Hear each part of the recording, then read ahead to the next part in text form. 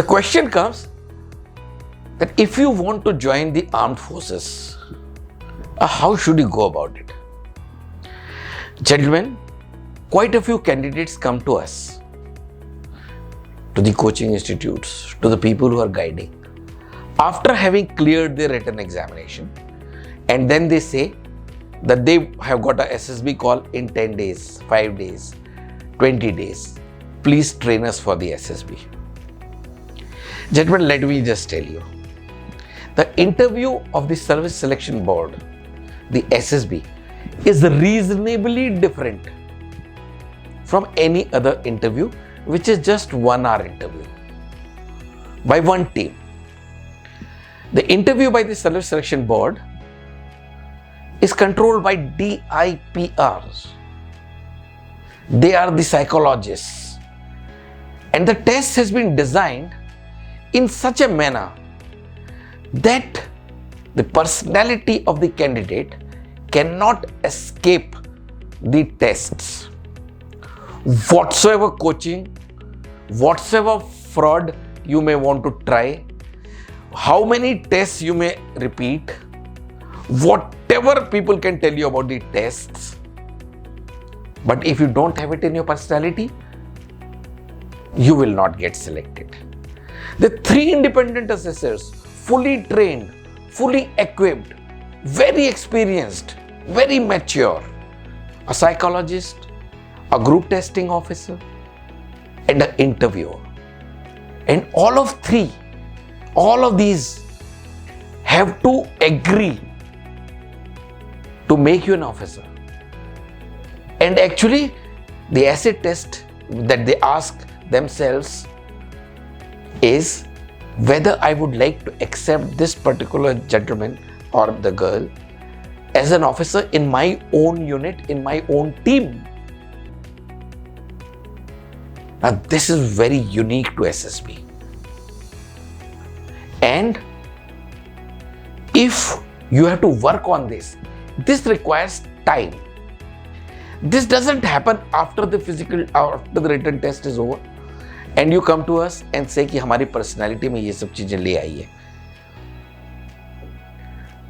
You actually have to start training for SSB well before, because we require at least 3 to 6 months to work on your individual weaknesses, which could be public speaking, spoken English, confidence building, analytical power development, decision making,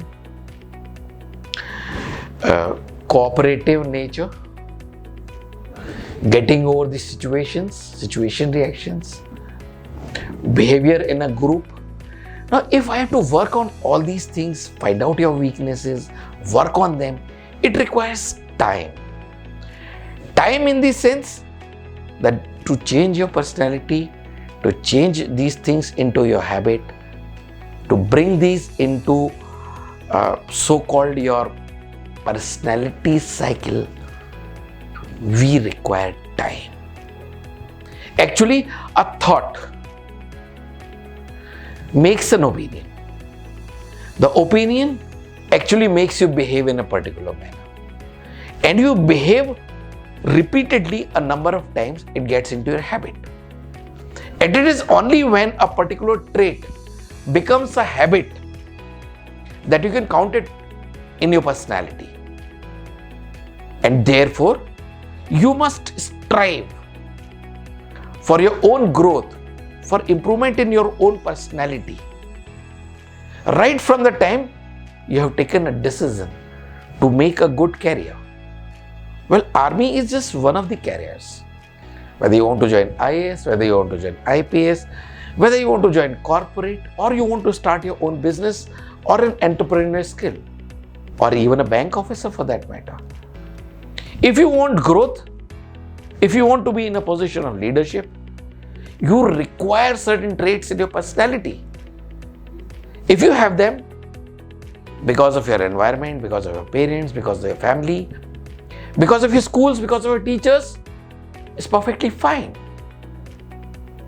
But if you don't, then you have to find somebody who is genuinely in love with you and who knows the entire process, who would actually give you time, spend time on you, find out your weaknesses, help you overcome them, get them into your habit.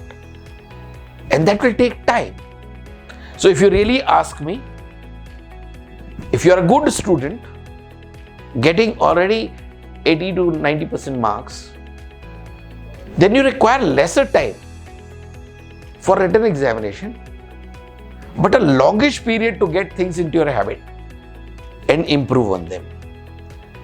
Though it may, on a daily basis, it may not be all that time consuming, but everything that you do has to be organized, planned, worked on, thought about, discussed.